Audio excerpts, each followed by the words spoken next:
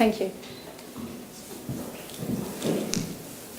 Thank you very much, Madam Moderator, Your Excellency Deputy Minister, Mr. Balakakis, ladies and gentlemen. Let me first start that our moderator has shown a while ago a silk scarf, but I can show you my tie, which is a tangible result of the Western Silk Road workshop recently held in Alexandroupolis in Greece, because we visited Soufli, the silk capital of Greece. And so this is really proof that we are doing something in tangible terms regarding the Silk Road. I'm afraid I cannot really offer profound analysis presented by Deputy Minister and also by Dr. Maike, because really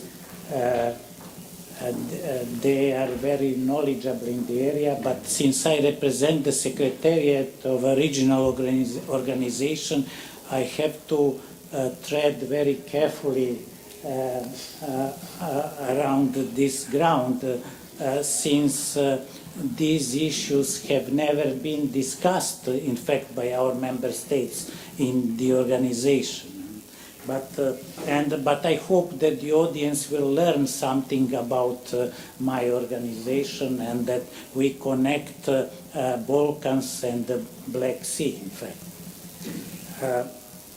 Let me thank at the outset the GeoRoots Cultural Institute and the Balkans and Black Sea Cooperation Forum for organizing this important event in Thessaloniki, and for inviting the Permanent International Secretariat of the Organization of the Black Sea Economic Cooperation, or BSEC PERMIS, as I will use it later in the text, to take part in it. Indeed, you choose timely and very pertinent topic regarding the One Belt, One Road initiative that is of great interest to both Europe and Asia. I also take the opportunity to convey the very best wishes of the Secretary General of the BSEC PERMIS, Ambassador Michael Christidis, for the success of the meeting, as he regrets very much for not being able to join us today. As you know, BSEC PERMIS supported the Balkans and Black Sea Cooperation Forum by becoming an official partner, and our Secretary General participated as a keynote speaker in the first edition of the forum, which took place in Ceres in May this year. The BSEC organization has been following with great interest the development of various ideas connected to the modern-day concept of the Silk Road, and some of them have been considered within the BSEC working groups on culture and tourism. As the geographic region covered by our member states practically serves as the bridge between Europe and Asia, East and West, all initiatives and projects promoting the overall connectivity between the two great continents, including the One Belt, One Road initiative, concern and interest greatly BSEC organization. As we all know, the One Belt, One Road initiative announced by China encompasses over $900 billion in planned investments of infrastructure across Central and South Asia, the Middle East, and Central and Eastern Europe. While this initiative was welcomed by the Central and the Southeast European countries, especially by those that are not yet to become EU members, as it is expected to bring so much needed greenfield investments, it seems that it was met with some reservations and criticism by the European Union, suggesting that China may not be playing by the rules. We earnestly hope that this very important initiative would not become a point of contention between EU and China, and that both the proponent of the initiative and all other interested countries will play by the rules, as it would be a pity not to realize the initiative that would greatly contribute to the connectivity between Europe and Asia. In this connection, I wish to speak about the place and the role of BSEC organization and its member states as an economic corridor and bridge between Europe and Asia, as we believe it may be of importance to the One Belt, One Road initiative, and especially to the connectivity between the two continents. Let me first say a few words about the history and the role of BSEC organization. The BSEC was established in 1992 as a regional initiative, and following the entry into force of its charter in 1999, it has become the full-fledged intergovernmental regional economic organization. It is the oldest and institutionally mature regional entity promoting mainly economic cooperation among its 12 member states that stretch from the Balkans and the Black Sea to the Caucasus. For 25 years now, the organization has established a culture of dialogue and understanding. It has implemented many projects in many sectors. It has established useful networks among state and private institutions. In a nutshell, it has offered a lot to the wider region of the Black Sea in what concerns cooperation and coordination among states. For instance, it is not a coincidence that 10 BSEC member states are actively involved in the World Tourism Silk Road program. Nor should it surprise you that BSEC is interested to further explore the regional aspects of that program involving so far 33 states from Europe and Asia. We believe that BSEC permits can be very helpful in further promoting various Silk Road initiatives, especially in the capacity building and destination management area of activity. We can host in our ample premises in Istanbul any seminars or workshops for the education, training of people involved in the realization or implementation of the program. As you know, Istanbul is geographically close to many of the states involved in the Silk Road initiatives, and it is an important hub in the wider region. Permits could provide effective, economic and focused solutions not only for the relevant needs of its member states, but also for those of other participant countries to the Silk Road initiatives. Our organization has been for almost 25 years actively promoting economic cooperation, trade and transport in the region, among others, through projects such as the Black Sea Ring Highway and the motorways of the sea. Thus, all member states of BSEC region and the whole Eurasian area can benefit from these major infrastructural projects. Yet, our aim is also to support the cultural and civilizational dimension of this new connectivity in the region. We wish to establish closer contacts among the people of the area and cultivate a pattern of continuous cultural exchanges. In short, and perhaps without realizing it, we have been promoting the same goals as the Silk Road initiatives. In line with this, we supported the project of the creation of the institution of the Black Sea Cultural Port, launched by the European Center for the Byzantine and Post-Byzantine Monuments of Thessaloniki. If you look into a map, you will note that the region covered by BSEC member states is straddling the two continents, Asia and Europe. Any project for enhancing connectivity in the broadest sense of the term between them will have to traverse the geographic area covered by BSEC countries. 3 of our member states are landlocked countries, so whatever progress BSEC organization was or will be able to achieve in implementing infrastructure projects that facilitate the transport of people and goods between its member states, these accomplishments will also directly and indirectly support and complement the efforts of other national or international entities for improving connectivity between the two great continents and for opening routes of faster communication for landlocked countries. Even more so, as our activity does not take place in a vacuum, but in a way and manner that integrates it to existing multinational transport projects, European or Euro-Asian. One of the pet projects of BSEC is road infrastructure. The Black Sea Ring Highway refers to coordinated efforts of our member states for upgrading to European standards almost 7,500 kilometers of highway around the Black Sea, connected its main ports and all the capitals of BSEC member states. Some parts of this ring highway are ready, More are under construction under the initiative and supervision of our respective members. Others are in the stage of planning.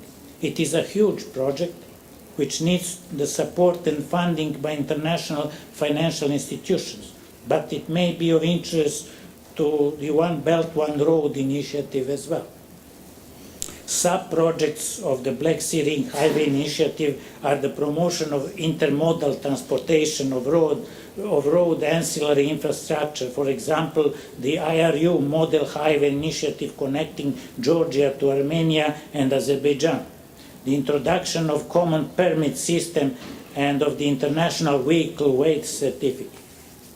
Another major project called Motorways of the Sea refers to coordinated efforts for the upgrading of port infrastructure, the implementation of good practices for increasing compatibility and interconnectivity of traffic control systems, and for safeguarding free and fair competition in international shipping. The aim is also to transport more freight and containers by ship than by truck, since almost all our member states have important ports either in the Black Sea or in some other sea, linked one or way on another with the latter. Almost 43 ports, not only in the Black Sea, have expressed interest in participating in this ambitious project. We have been also actively considering how to return back large cruise ships to the Black Sea, as it would boost tourism in our region and beyond. In order to mobilize all concerned, we plan to hold in April 2018 in Istanbul, in cooperation with the Ministry of Culture and Tourism of Turkey and UNWTO, are preparing the trade facilitation strategy for the BSEC region, which is expected to be finalized and adopted in the very near future, thus an important achievement for marking the 25th anniversary of the organization. BSEC organization always seeks and already enjoys fruitful cooperation with many international partners like UNECE, UNDP, OSCE, CEE, TRASECA, Danube Commission, IRU, IRF, BSEC, URTA, BASPA, UNWTO, and other international organizations, especially with the IRU and the BSEC Union of Road Transport Association, BSEC URTA. We have established a partnership based on concrete joint projects and actions with regard to road transport. And of course, we cooperate very successfully with UNEC along the ambitious provisions of our bilateral agreement, which has been concluded in 2001. Despite the obvious difficulties, given the overall situation in the wider Black Sea region, BSEC organization aspires to assume a greater role in promoting the concept of international intermodal transport corridors in order to facilitate trade and ensure greater regional integration. In conclusion, ladies and gentlemen, we believe that all the initiatives on the Silk Road, including the One Belt, One Road initiative, offer many and important opportunities for BSEC member states and other stakeholders in the wider region to cooperate even closer and more efficiently in the realization of various projects that are expected to contribute to the growth of trade among the countries of the region and beyond. They will also foster tourism, infrastructure and transport investments among BSEC countries, contributing to economic prosperity. Most importantly, they will make a concrete difference in the lives of the people of the region and beyond and bring them closer together. To this end, BSEC organization will continue to provide its own specific contribution to regional cooperation in the wider Black Sea region. I thank you for your kind attention.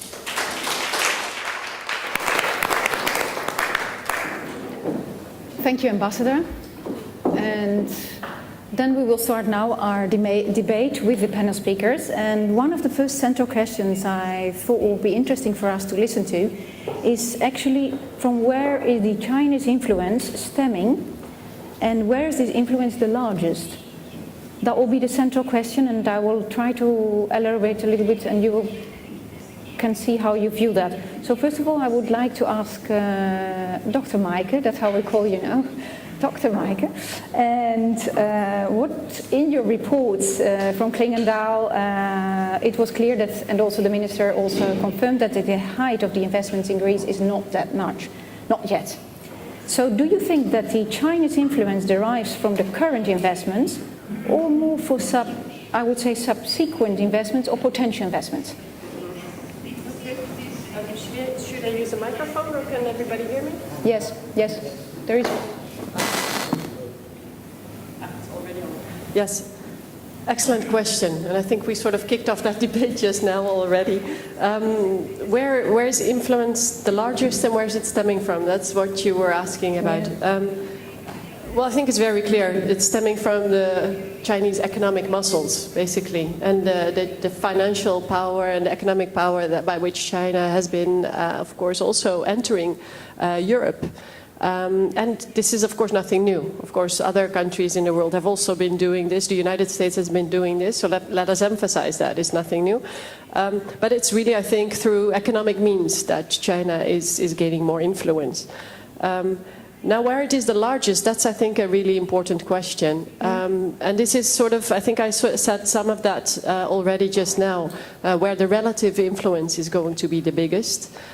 This is where the Greek or where the Chinese investments into different European countries are biggest relative to the size of the economy of the country. So, for example, Germany and Greece, if we can compare two sort of extremes, I think indeed Chinese investments into Greece are probably more than 20 times as lesser than in Germany. So there's more than 20 times more investments into Germany than into Greece. So yes, you can say there's a relatively small size of investments here. But of course also the size of the economy is roughly 20 or 18 times, I think, as big. The German economy is 18 times bigger than the Greek economy, I think, if you look at some figures. So that's where you see that maybe then, that sort of equals things out if you look at just this. But if you look at the bigger picture, where Germany also has great stakes in China, there's thousands of German companies operating in China. You see that this is a two-way street in the German-China relationships, whereas this is, I don't think, the case with Greece. So in that sense, we see that Chinese influence is relatively much bigger, potentially, here in Greece as compared to Germany. And of course, I think it's also interesting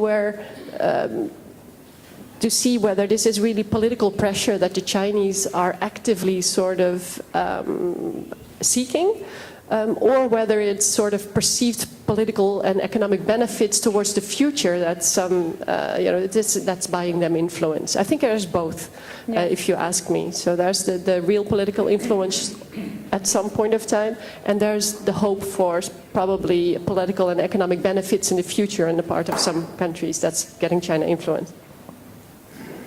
Thank you. And Minister, are the investments truly so strategic? And/or is Greece, in the meantime, simply so dependent upon Chinese funds, where actually a lot of European countries are also member to the Asian Infrastructure Bank, which makes it even more interesting? Or perhaps is Greece disappointed a little bit in Europe? And what is it actually that strengthens for Greece the Chinese influence? And you may also relate to the cooperations with the media, which has taken place lately.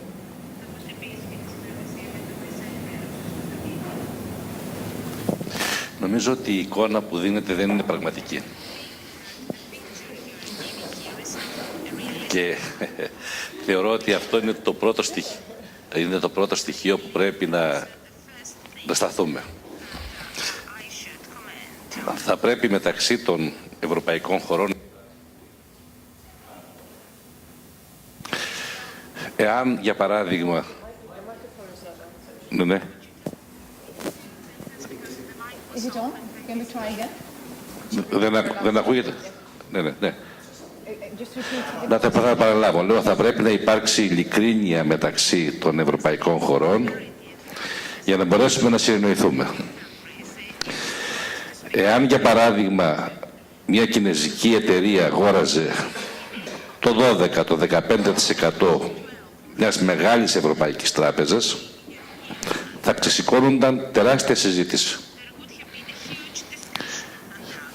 Μια κινέζικη εταιρεία έχει αγοράσει τέτοιο ποσοστό στην Deutsche Bank. Δεν μιλάει κανείς. Πρέπει λοιπόν να μιλάμε με τρόπο ειλικρινή μεταξύ μας.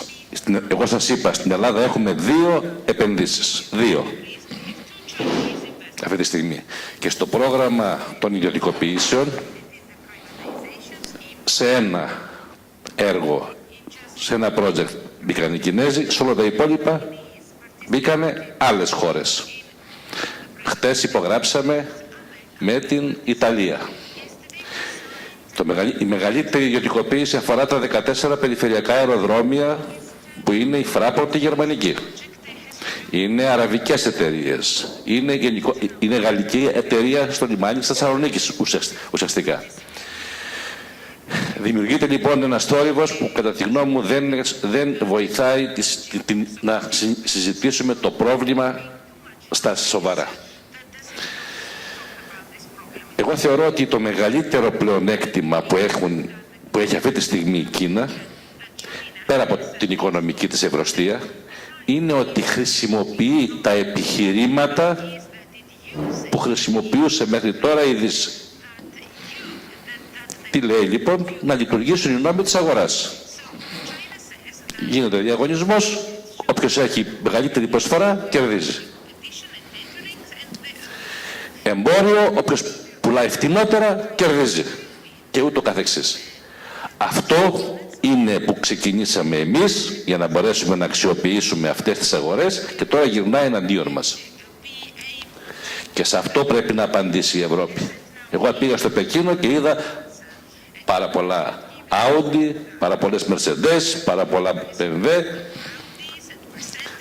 Κάποιες χώρες αξιοποίησαν μια τεράστια αγορά για να πετύχουν την οικονομική τους ανάπτυξη.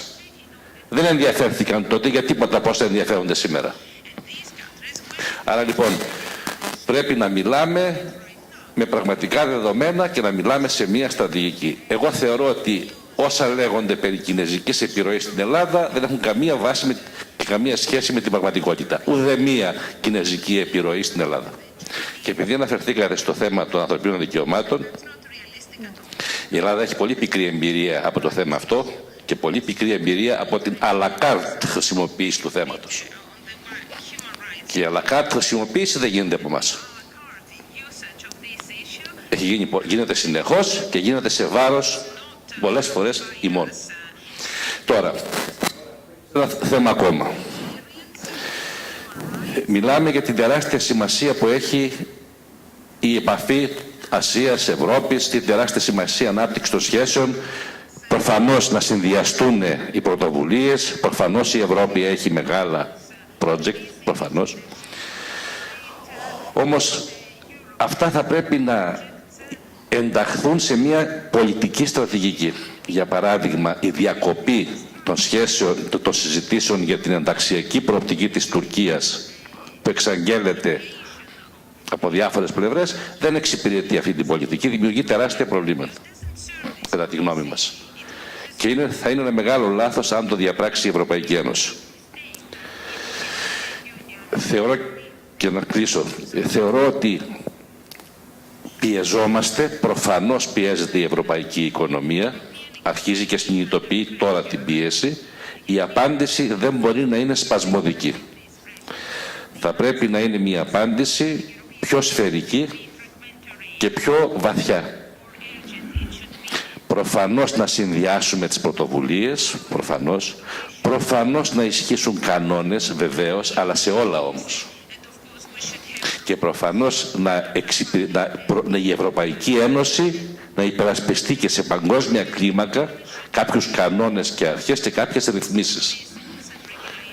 Αν όπου πρόκειται για την προώθηση των οικονομικών συμφερόντων της Δύσης δεν υπάρχουν κανόνες και ρυθμίσεις και τα θυμόμαστε όταν πρόκειται να υπερασπιστούμε τα συμφέροντά μας αυτά, δεν θα είμαστε αποδοτικοί.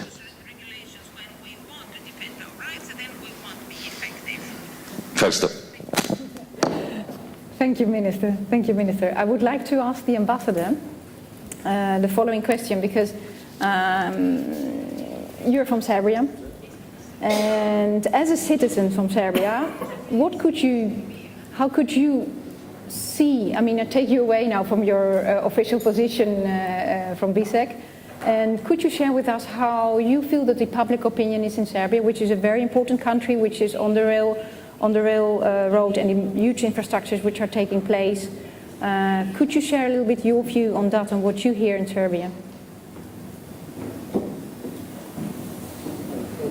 I hope this works, yes. Thank you for this question. Well, I would venture into this perhaps as a Serbian national and recently retired diplomat from Serbian Foreign Service, based on what is available in the media, because I'm in no way economic expert to judge, but Serbian really experience was so far very positive with regard to Chinese investments. As you know, and it was mentioned, somehow geopolitically Serbia has the central position in the Western Balkans. It is the largest state in this area, and it has the largest and longest network of roads and railroads that connect, let's say, south and north, and also practically all the roads from Middle East to Western Europe go through Serbia. Accordingly, China has realized that, and so far, for instance, I can give you one example of steel, one of the biggest steel factories in the Balkans, that is from my birth town Smederevo, which is on Danube, 45 kilometers from Belgrade. That steel factory was initially built in late 60s and 70s during big Yugoslavia, socialist Yugoslavia, and of course with in the 90s during time of conflicts in the vicinity and really toughest economic sanctions imposed on Serbia. Of course, economy of Serbia suffered, and that factory, steel mill, in fact, very big one with 2 furnaces, steel furnaces, could not operate. In addition, there was a NATO bombing in '99 that further devastated the economy, and of course, Serbia was looking forward in the beginning of this century to privatize this steel factory, and first was US Steel company that bought this factory. However, soon the economic crisis started, and the steel really could not be sold, and US Steel after a few years realized that it is not profitable and sold it back to the government for $1. Now again the problems started, because this factory employs more than 5,000 workers, and the whole city directly depends. Indirectly, there are other firms that cooperate, in total about 15,000 other workers, so that would have been disaster if let's say they were laid off and they stopped. So then after some years the Chinese company bought it, and apparently they are doing well now. Of course, there were a variety of allegations that was mentioned by Dr. Maike, that maybe China is selling steel from China through that, which is not true. The full capacity of the factory should be 2.2 million tons per year, and they are really working very well now. Apparently, the workers are satisfied. About other investment in Serbia, the Chinese company built one bridge near Belgrade because in Serbia we never had like a circle road around Belgrade, but whole traffic coming from the west or east, it had to go almost to the very center of the city. Now we needed, Belgrade is on two rivers and we needed bridges, so the bridge was built. Some Chinese companies are now engaged in building parts of the highway, a very important highway that should be finished soon. And also very important investment that was mentioned also by Dr. Maike and I believe some others, modernization of the railroad that connects Belgrade and Budapest.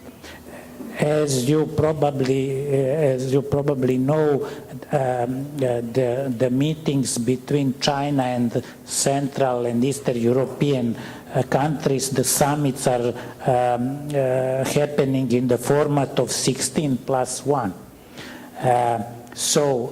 So far, I think there were 5 summits that started in 2012 in Warsaw, and one was held also in Belgrade. Next summit will be in this fall in Budapest. So on that occasion, the President of Serbia invited the President of China to officiate the beginning of works on the modernization of the railroad. So the loan was already granted by Chinese bank and the works should start, I believe. We hope for the best. So this is in short my experience and information that I could give on these issues. I thank you very much. Thank you very much. And Ambassador, I would like you to hold the microphone a little bit longer. I would like to ask you, with your vast diplomatic experience in multilateral relations, I would like to ask your opinion about the discussion we had before between the Minister and between Dr. Maike on the matter of the recent Human Rights Council where Greece voted against the EU item 4.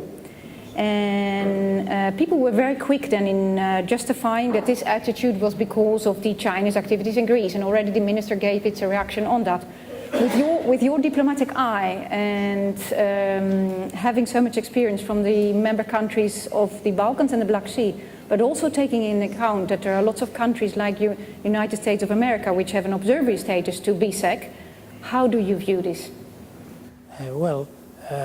I would say half jokingly that there is a life beyond European Union. You know, we already, Western Balkans was mentioned because what can we do in Western Balkans? The current European Commission said that there will be no enlargement during the present mandate. Perhaps there will be afterwards, yes. I think Mr. Juncker said that the EU would welcome after that. But everything is coming very slowly from the EU. As I portrayed now the Serbian needs, I would say, if I can say, because economy was devastated. What can you do? We have this mill factory, steel factory, is second largest exporter. First largest exporter is Fiat factory in Kragujevac. Fiat bought it a couple years ago and it makes 500L model and exports to Italy and further. So we would need perhaps in Serbia, like in Slovakia, 5 car factories or something. But everything is coming very slowly, so it is understandable that countries in the region, they are looking forward to such initiatives as Chinese one and some other initiatives, because there are no other factors or countries that would offer. There are of course, coming with smaller investments, small and medium enterprises and so on from EU countries. Of course, EU countries are our largest partners, economical partners, but we all, Serbia also has very important economic relations with Russia. This is understandable because we try to have really comprehensive, so to say, and also based on our previous history, you know, Yugoslavia,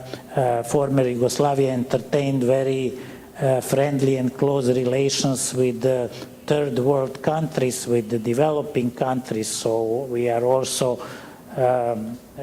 trying to revive those economic relations with some very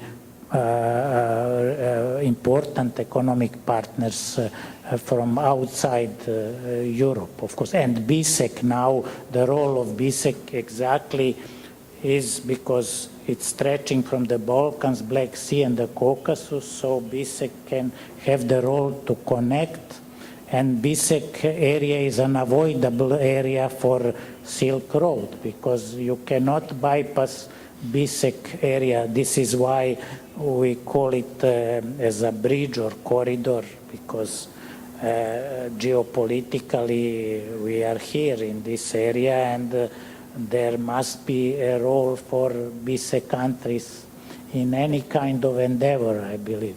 Thank you. Definitely, thank you, Ambassador. And actually, you already take us there to another subject, because we studied now together where the largest interest is stemming from and how it is expressed. But you already took us by your words now to recommendations for trading perspectives. And you already shared a lot with us. And on that point, I would like to ask also Dr. Mike on that. If we look at recommendations for trading perspective, which definitely the BSEC will have a role on that in the coming 5 years, how do you view the following thing? Because Chinese manufacturers, okay, they will also, they gain also because they have currently an industrial overcapacity. And over could mean also new lucrative outlets for them along the new Silk Road.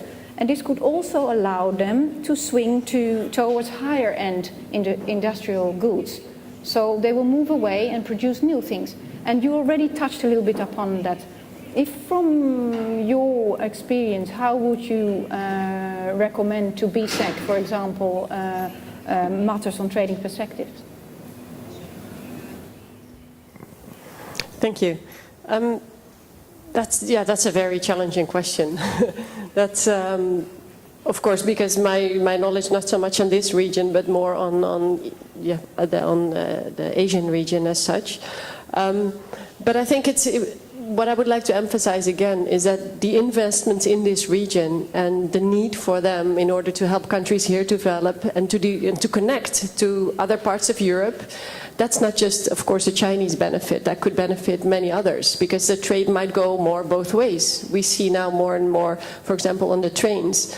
It used to be the case that they went back to China almost empty, and now we see more and more trade going also that direction. So if we see more of the connectivity, which OBOR is really about promoting, that will, I think, also benefit countries here in this region in their trade with with China. So going back, so what's happening there, I think, is very important, and therefore it's all the more important that you have sustainable economies where you also develop your own brands, because it's a long time ago that China was the factory of the world. China has moved already quite a bit on that level of higher development. I mean, they are the biggest producer worldwide of solar panels.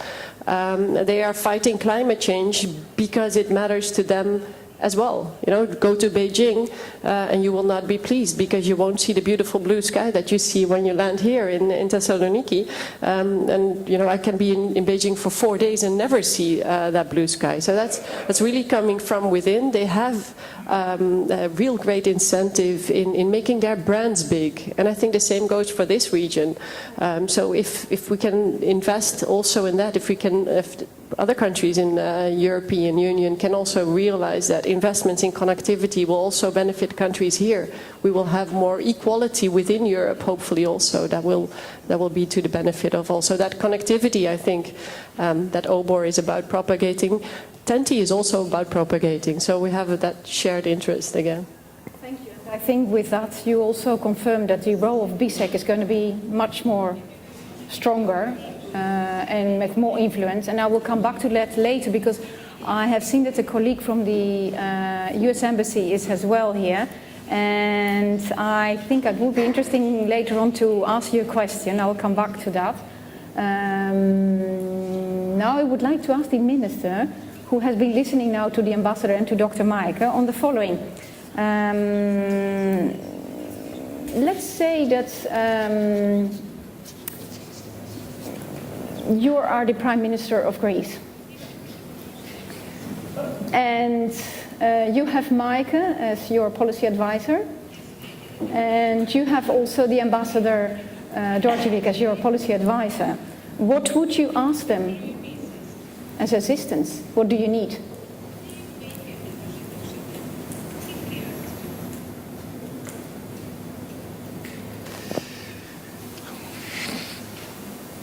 Νομίζω ότι, μάλλον να ξαναπώ ότι κατά τη γνώμη μου το θέμα είναι καταρχήν πολιτικό.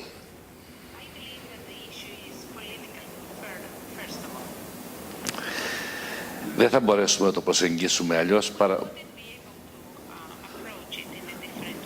παρά μονάχα αν προσδιορίσουμε τους πολιτικούς μας στόχους.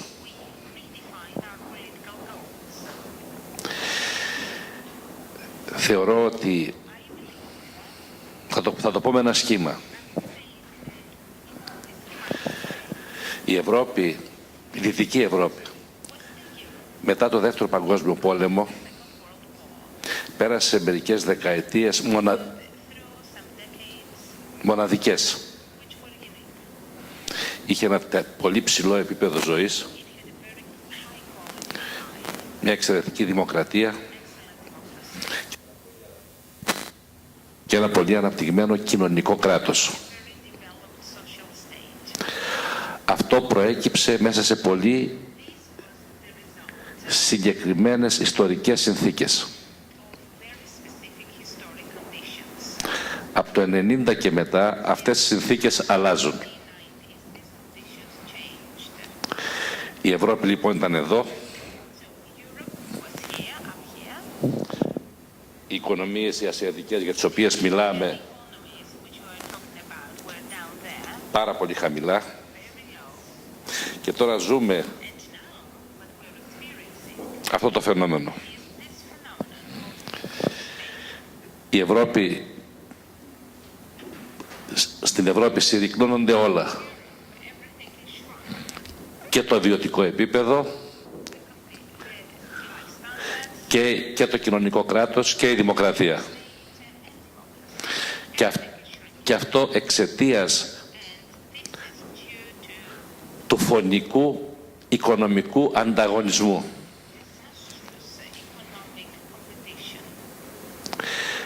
Δεν προβλέψαμε στην αρχή της διαδικασίας όρους που να περιορίζουν κάπως τον ανταγωνισμό και να βάζουν και άλλα κριτήρια. Θεωρώ ότι η Ευρώπη κυρίως σε αυτό το πεδίο πρέπει να παρέμβει για να μπορέσει προοπτικά να συμβάλλει στο συνδυασμό των διαφόρων στρατηγικών. Γι' αυτό λέω ότι είναι πολιτικό το θέμα. Από εκεί και πέρα, προφανώς χρειάζεται ένα σχέδιο οικονομικής ανάπτυξης που να συνδυάζει όμως και τα κοινωνικά κριτήρια. Η Κίνα, να το πω πολύ απλά, προσπαθεί να προωθήσει τη στρατηγική της επικαλούμενη μερικές αρχές.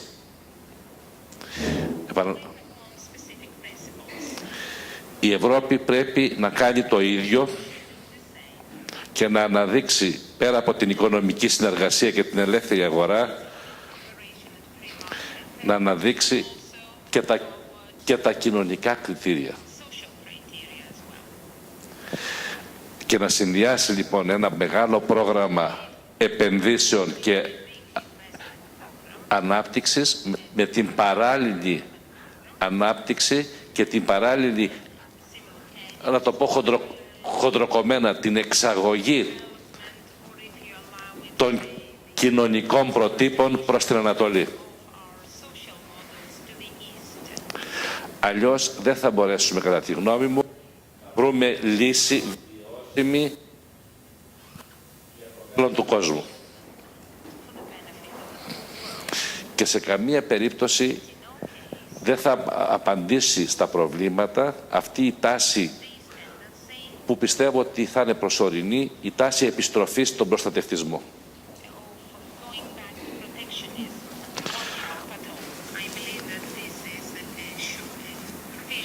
Από τη στιγμή που έχουμε αυτό,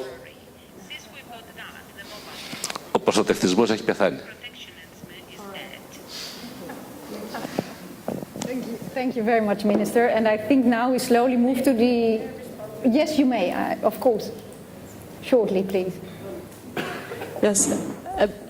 I'm not sure what exactly you're referring to when you say protectionism. I mean, the proposed screening of foreign investment, perhaps, that was, of course, in Juncker's speech the day before yesterday. Is that protectionism, or is that asking for something that the Chinese are also getting here? So is it asking for the same treatment as the Chinese have been receiving? So the same treatment for European companies in China as Chinese companies are treated here. I wouldn't call that protectionism. I would call that asking for reciprocity, as it's a beautiful word that we hear more from Brussels, of course. So here perhaps that's a slightly different way of looking at the same issue. Also, of course, the conditions under which the European countries, especially Western European countries, developed after the Second World War were unique. But the same goes for the conditions under which China has been developing from the 1990s. China has been benefiting hugely from the free trade system that was rules-based, transparent. That's how they developed. And what I find so remarkable is that now when they come at a point where they are getting more economic muscle and thereby potentially more economic power, they sort of want to change that system with less rules, fewer rules, and less transparency. So if you're saying that China is actually using arguments that used to be used in Europe before, maybe I'm getting you wrong, but I don't really see that, because China is now actually reversing the system that helped itself develop so much. And that's what I find problematic about it. Then if I may perhaps, after some others, but maybe another question that I have that you could perhaps address, that Greece, you said that Greece would like to actively participate in a discussion on the future of Europe. Perhaps could you elaborate on what exactly you meant by that? I thought it's very important to really understand well. Αρχίζω από το δεύτερο. Μιλάω για τη συζήτηση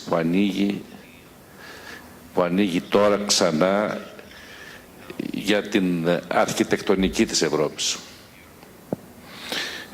Ξαναθυμίζω ότι πρόσφατα ο Έλληνας Πρωθυπουργός με τον Γάλλο Πρόεδρο μιλήσανε για τα θέματα αυτά και υπήρξε και μια σύμπτωση σε μια δέσμη προτάσεων για το τι πρέπει να γίνει από εδώ και πέρα στην Ευρωπαϊκή Ένωση και στην Ευρωζώνη.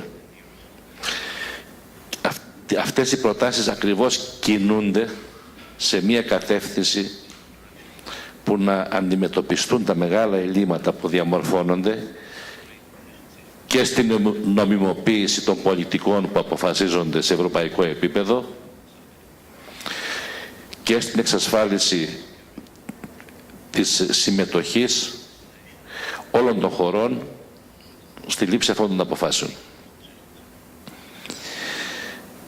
Και νομίζω ότι αν μπορέσουμε να προχωρήσουμε προς αυτή την κατεύθυνση του κοινού προϋπολογισμού, του Υπουργού Οικονομικών, για παράδειγμα, μερικών κοινών πολιτικών, για παράδειγμα, στη φορολογία, να έχουμε ενιαίους συντελεστές και άλλα θέματα, όπως και κοινωνικά και τα θέματα κοινωνικής συνοχής, θα διαμορφώσουμε μια ευρωπαϊκή πολιτική πολύ πιο αποδεκτή, καταρχήν από τους λαούς της Ευρώπης, αλλά και που θα λειτουργεί και ως πρότυπο για τον υπόλοιπο κόσμο.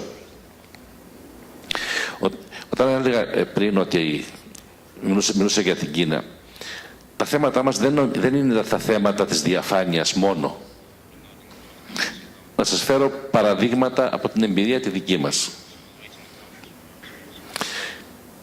Επειδή, τι εννοώ προστατευτισμό, ακούγεται η ιδέα ότι δεν μπορούν κάποιοι τομείς της οικονομίας της ευρωπαϊκής να περάσουν σε ιδιοκτησία εταιριών τρίτων χωρών.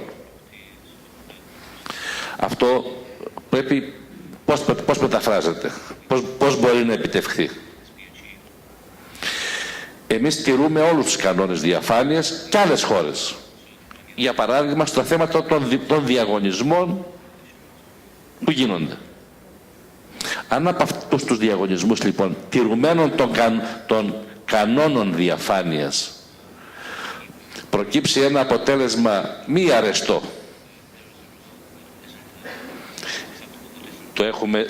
το έχουμε ζήσει ως Ελλάδα εμείς αυτό, όχι με την Κίνα, με άλλες χώρες. Με άλλη χώρα μάλλον. Όπου τηρήθηκαν όλοι οι κανόνες διαφάνειας, όμως κάποια τέτοιου είδους μεταβίβαση δεν μπορούσε να γίνει για πολιτικούς λόγους. Έχουμε πολύ μεγάλη εμπειρία από το θέμα. Και αυτή η εμπειρία πρέπει να μελετηθεί. Εγώ αποδέχομαι ότι θα υπάρξουν και πολιτικά κριτήρια, προφανώς. Θα τα λέμε καθαρά όμως. Θα υπάρξουν και πολιτικά κριτήρια και κάπου ενδεχομένως μπορεί και πρέπει να τεθούν όρια. Ξαναλέω και τελειώνω, με τον ίδιο τρόπο πρέπει να αντιμετωπίσουμε και τα κοινωνικά θέματα αν θέλουμε να είμαστε σωστοί. Για παράδειγμα, το να υπάρξει, να κατοχυρωθεί ένας για τις χώρες Ευρωζώνης έστω, ένας κατώτατος ευρωπαϊκός μισθός, είναι κάτι διαφορετικό από το να απαιτούμε και στην Ελλάδα οι μισθοί να φτάνουν στα επίπεδα που είναι στην Κίνα. Υπάρχουν λοιπόν πολλά ζητήματα τα οποία πρέπει να τα συζητήσουμε με νηφαλιότητα και χωρίς να σπέβδουμε, να δημιουργήσουμε στρεβλές εικόνες και να επιρρύψουμε προκαταβολικά ευθύνη σε αδύναμες χώρες. Για παράδειγμα, στα Δυτικά Βαλκάνια υπάρχουν διαφορές στις διάφορες χώρες. Δεν βλέπουμε την ίδια ευαισθησία και την ίδια αυστηρότητα απέναντι σε όλους. Βλέπουμε επιλεκτική χρήση και της έννοιας των ανθρωπίνων δικαιωμάτων και το πώς χειριζόμαστε και ως Ευρώπη και άλλα θέματα παρανομίας και κακών πρακτικών σε πολλούς τομείς και επικίνδυνους τομείς. Πρέπει να πείσουμε για όλα αυτά ότι τηρούμε κανόνες ενιαίους. And I think this is a good moment to open the floor for questions. And one of the things I would like to share with you that in a few weeks the 19th National Congress of the Communist Party of China will take place. This is a 5-year congress, which is the most important event in the Chinese political calendar. This Congress usually has quite some implications. One of the things we can be sure of is that at least the President, Xi Jinping, will remain in power. He will try to consolidate more power because he's planned to step down in 2022. So that means that at least for the coming 5 years, there will be no changes on the One Belt, One Road. It will only go further, which is, as we heard today, it has a lot of risks and challenges, but it is also something which has to be debated further. One of the key implications also from this National Congress coming is the fact that, at least the researchers say so, that the China-US relationship might actually worsen. And I would like to, if possible, that the microphone, and if my colleague from the US Embassy is so willing to make a comment on that. Where is my colleague from the US Embassy? Could you make a comment on that, on how you are expecting that the National Congress will take place in a few weeks in China, which is a very important event on the political calendar in China. And what the researchers say is that one of the main implications will be, one of the key implications is that the China-US relationship might actually worsen. And this stems actually from the fact that Trump seems to have a growing frustration with China's ability to reign in the North Korea area, and this could result in adopting a tougher stance towards the One Belt, One Road project. And since the United States of America is also having an observer status to the BSEC, I thought it would be interesting, if you like, if you can make a comment on it. And I'm sorry I surprised you a bit. Can you hear me? Can you hear me now? Yeah, hello. Hi, I'm Brian Hoyt. I'm from the U.S. Embassy in Athens, economic section. I actually worked at our embassy in Beijing prior to this tour, where I worked on Chinese outbound investment issues. And our general message at that time, which hasn't really changed, is that the U.S. welcomes Chinese investment. It's one of the largest recipients of Chinese investment, and almost, with very few exceptions that have exclusively to do with national security implications, and which is reviewed by CFIUS and is taken very seriously. Almost all Chinese investment in the U.S. Is welcomed, and I don't see that our policy hasn't changed in that regard. We actually upgraded the participants we sent to the One Belt One Road forum in Beijing recently, and so I think generally having not cleared these talking points with anyone, I think generally the U.S. continues to welcome Chinese investment and an integration of China into the global economic system. Thank you very much. Thank you. Now, when I entered the Helexpo in the beginning, I had to search a little bit for the museum. I don't know if you had the same issue, but I met there a certain Nikos. I'm not sure where he's sitting now, but he said he would be attending here. Nikos, any Nikos? Where are you, Nikos? Nikos from Negrita. He said he is Nikos from Negrita. He's not. He's escaped. Okay. Hello.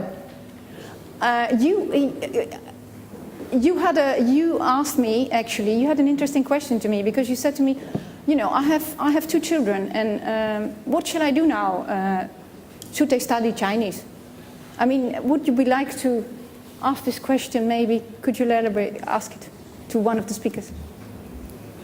Ναι, αν υποθέσουμε ότι η Κίνα το μέγεθος που έχει, αν το μεταφράσει σε επενδύσεις και σε επέκταση στην περιοχή μας, θεωρώ ότι η κινέζικη θα πρέπει να είναι μια γλώσσα που θα πρέπει να γνωρίζουν τα παιδιά, αν και είναι πολύ δύσκολο να γίνει αυτό. Είναι δύσκολο, δεν ξέρω, δεν γνωρίζω κινέζικα, αλλά θεωρώ ότι είναι μια πολύ δύσκολη γλώσσα για να τη μάθεις. Αν όμως αυτή η επενδυτική δραστηριότητα της Κίνας τη συγκρίνουμε με το μέγεθός της και πραγματοποιηθεί στο βαθμό που φαίνεται ότι ξεκινάει τώρα, πιστεύω ότι σε λίγα χρόνια θα είναι μια από τις γλώσσες που θα είναι απαραίτητη. Για την επόμενη γενιά θεωρώ ότι θα είναι απαραίτητη η γλώσσα. Τα κινέζικα θα πρέπει να είναι απαραίτητα, όπως είναι τα αγγλικά, τα γαλλικά, τα γερμανικά τώρα. Φαντάζομαι ότι έτσι πρέπει να είναι. And I would like actually to suggest for Maaike to answer this question, if the other panel speakers agree on that, because Maaike is Dutch, but she speaks fluently Japanese. So what would your advice be to Nikos? Well, I have 2 children myself, and they're half Japanese, so it's a very interesting question you raise. And yes, I would definitely encourage my own children to study another language than a European language. The world is getting bigger, and we have to understand that world much better. Chinese, we definitely, I think any government in society at all different levels, there's a great need for better understanding of China, and for that you need the Chinese language to some extent. You don't have to be fluent, I think, but the language is a way of understanding the culture. Yes, so parts of society, I don't think all, but definitely in all levels of society, there should be some people who speak Chinese, just as there should be people that speak Arabic.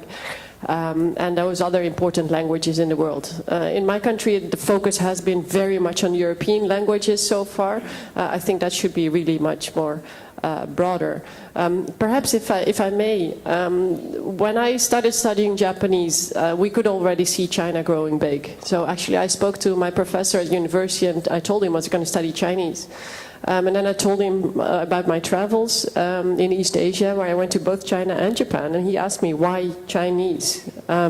Because you really need, it's a great investment to study a totally different language like that. And from my stories, he understood that I had a greater affection, so to say, for Japan rather than China. So depending on the personality, I think it's better to choose whatever language suit your personality, but it would be great, I think, if we have people speaking Chinese, Arabic, Japanese, Spanish even, because even that is not so well established in Europe, as a way of starting to better understand how the world beyond Europe behaves. And maybe that's also a lesson we could give to our American colleagues as a way of changing the world a little bit. Thank you. Thank you very much. Thank you very much, Maaike. And I think I saw that somebody wanted to make a question. Yes, yes, please. Can somebody give the microphone to the lady? Yes. Thank you. Thank you. Please please give your name and sure. The organization you represent. My name is Margarita Kaisheva, Center for Heritage Interpretation, Sofia, Bulgaria. This forum is focused on tangible aspects of connectivity of Europe and China, or a region and China. I understand your focus, Dr. Maaike, because I worked for 17 years for the Dutch Confederation of Employers and 11 years for ABN AMRO Bank. So, but at a certain moment I needed a sky view on what I accommodated during the years of working for both. So this brought me and colleagues of mine to the world of heritage and interpretation of heritage. We are members of Interpret Europe. We are part of the working group of the Western Silk Road project of UN, WTO and European Commission. We're collaborating with the Chinese Academy of Sciences, Institute of Geography and Center for Heritage of theirs, trying, and we consider, look at heritage in its broad context. It is industrial, it is technological, it is cultural, and for us it is important because, as one English historian said, there are nations with great past, there are nations with great future, but there are rarely nations which combine both. So, open question to the audience, what is China? To which category it belongs? So, what I'm missing... Really the question, because there are also other people I needed this introduction to the question, so that Dr. Maaike understands what I will ask. Please state your question. The question is, what about intangible dimensions of connectivity? Because connectivity is not just physical, it is not only transport, it is not only corridors, even, and what about the political dimension of this connectivity? Because we heard here how Greece is searching and grasping the momentum, how Serbia is trying to build on the past, but I personally don't see the future.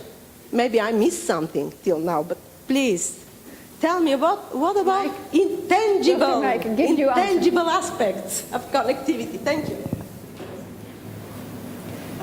Well, I hope that I understand your question right. But if you ask me about the intangible aspects of connectivity and of the Belt and Road Initiative, I think of that third pillar, so to say, which is people-to-people exchange. That's to me sort of the not infrastructure, not an institutional, but maybe in a way more intangible, but although very much people-focused element of that. If that's what you're referring to, I think yes, that's also a very important element, and maybe it's becoming all the more important. And I'm glad I hear you say that you cooperate with the Chinese Academy of Social Sciences. That the exchanges go both ways, because one of the things that worries me about China recently is that there has been an emphasis on the part of the Chinese government to actually exclude all the Western elements in universities, in the media, so that people-to-people exchange, if it can be both ways, of course, we should learn Chinese and we should study China, understand China better, but also I would hope that they will still remain open to outside influences, including from the West, and the West being, the whole of Europe and not just the Western part of Europe. Thank you. Thank you very much. And I think there's a question from Mr. Vlachogiannis. Please, your name and your organization you represent. Thank you. My name is Emmanuel Vlachogiannis. I'm first Vice President of the Thessaloniki Chamber of Commerce and Industry, and I also serve as Vice Chair of the Greek National Committee of International Chamber of Commerce. So I'd like to ask you to make some comments on three important features. First of all, demographics in China is not as positive it was in the past, and China is becoming a society that is confronted with aging population.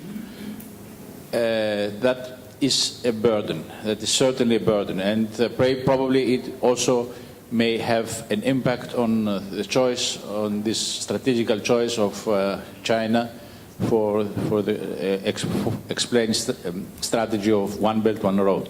And then second, the gap between Western China and Eastern China is very huge and is widening.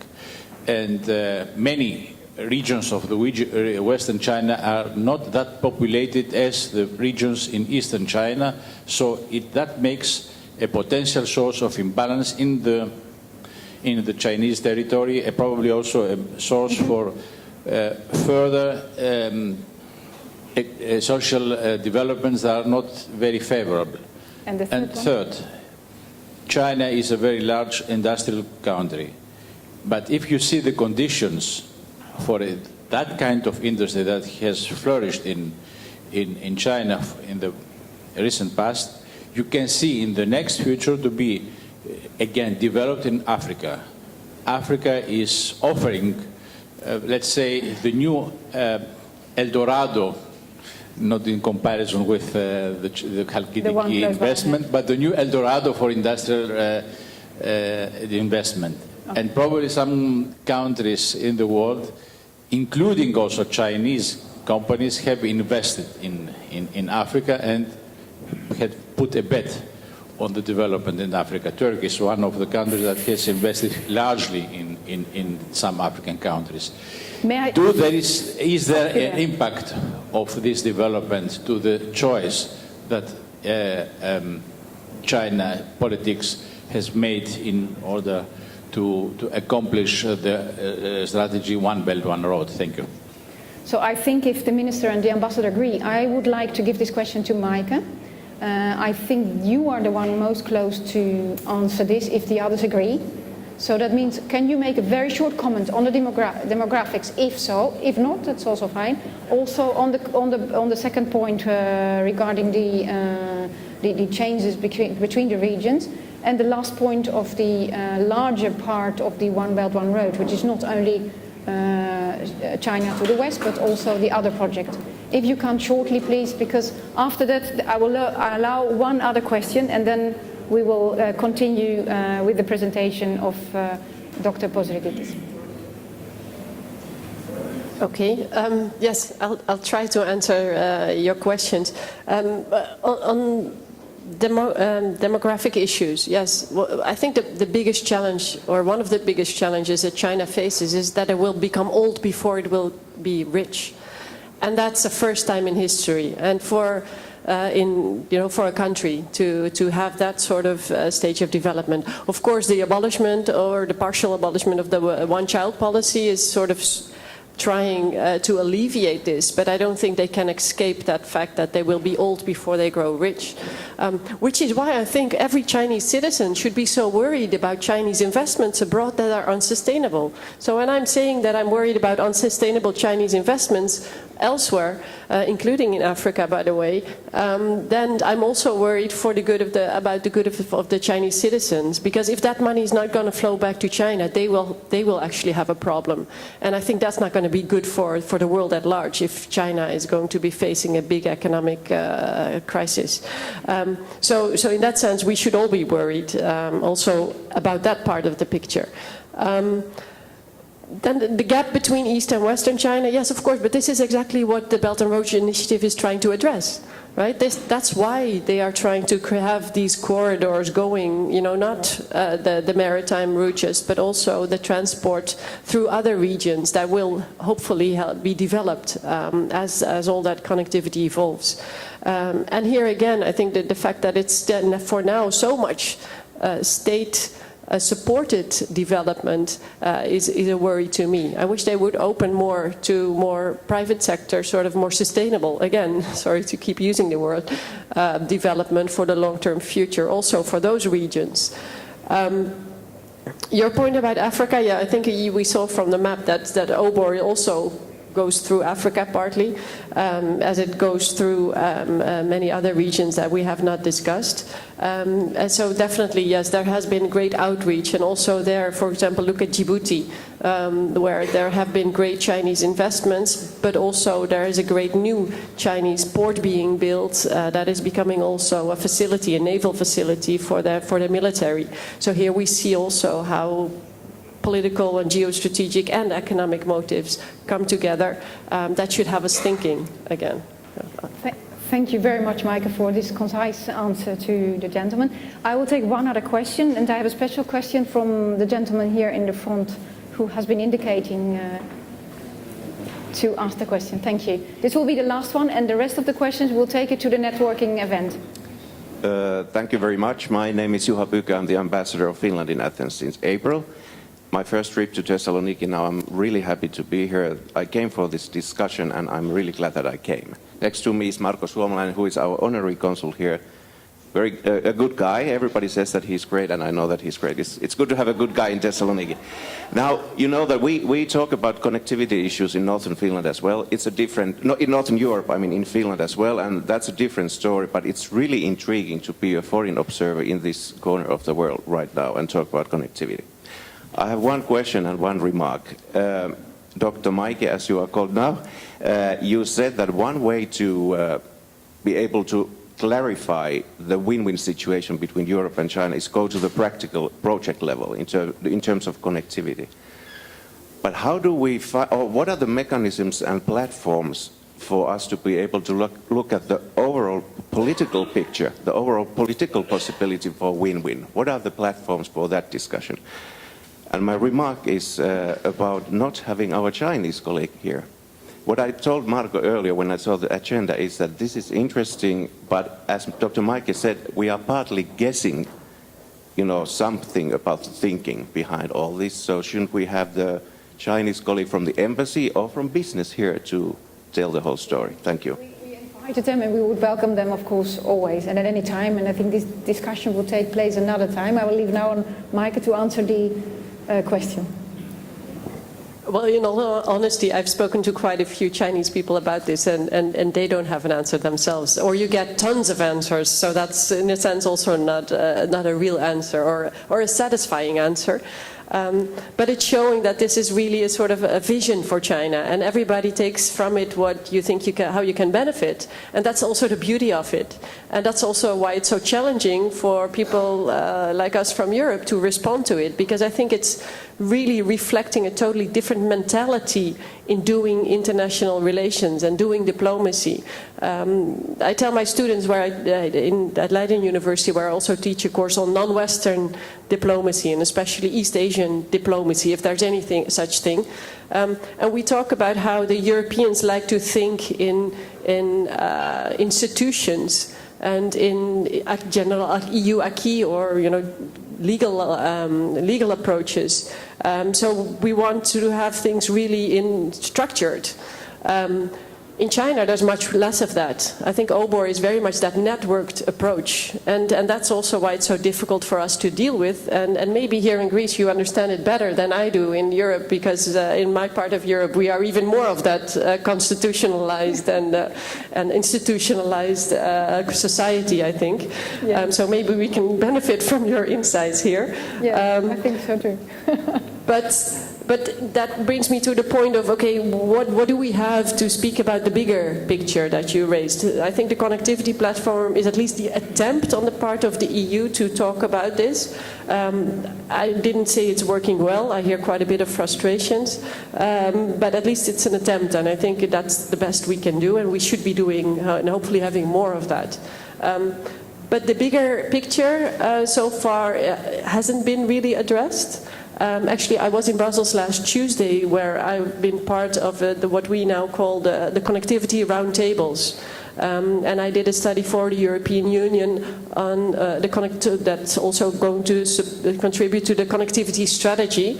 And it's really by getting everybody, all member states, but also EU institutions from different DGs, so to speak, in Brussels terms, if you will, the DG Trade, so the Director General that's responsible for trade, for the economy, for small and medium-sized enterprises, for taxation, for economic and financial affairs, bringing all of them together with the External Action Service, so our foreign ministry at the EU level, then you might be able to develop that bigger picture.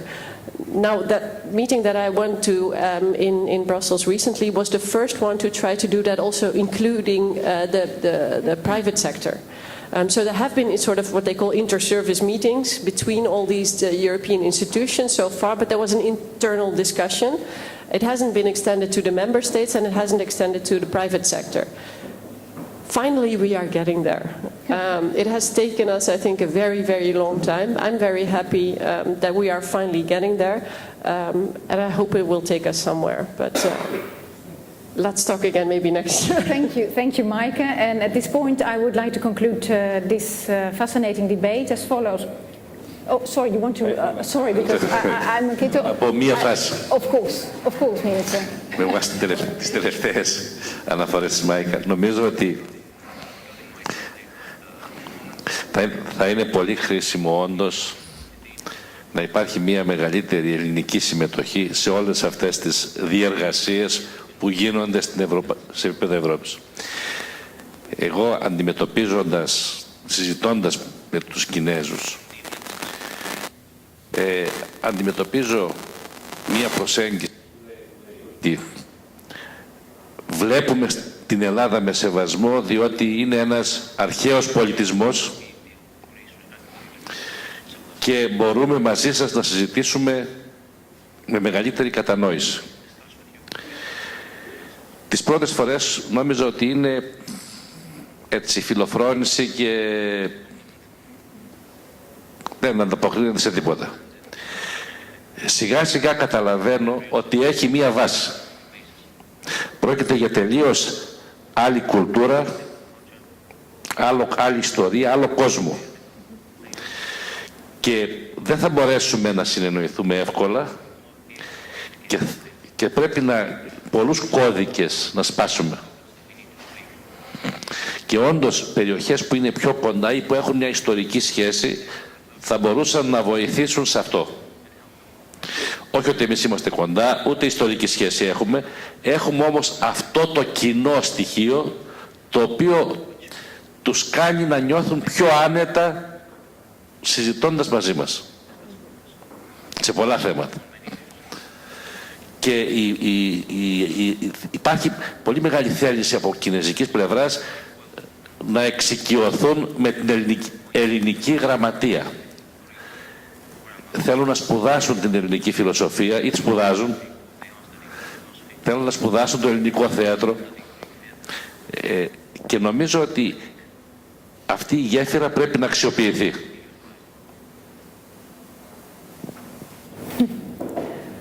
Good, then, ladies and gentlemen, let me conclude the debate as following, that at least the points I took, and we can discuss further on during the networking cocktail later on, is that OBOR is a new trade route with growth for all countries involved.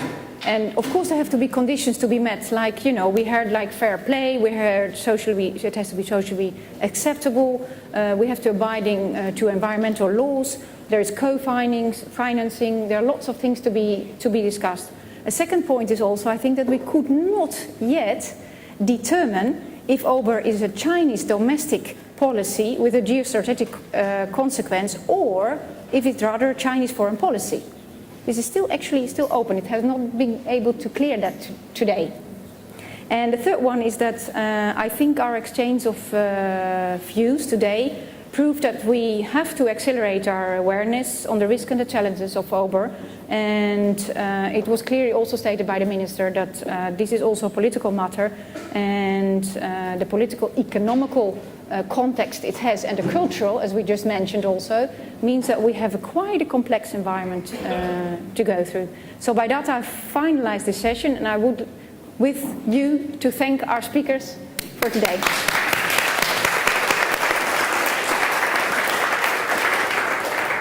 Thank you, Minister. Thank you very much. Mike, thank you very much. Ambassador, thank you.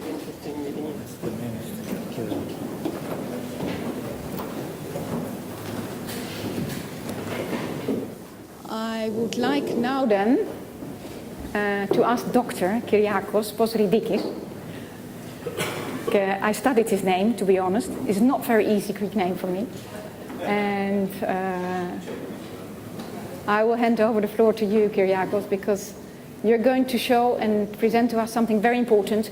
In the CERES conference we had last May, we had a forum declaration, and that forum declaration has been put into a plan on how we will move forward. So it's not only words of a declaration, it's also there's a plan and a model how we continue. Please, Kyriakos, the floor is yours. Thank you.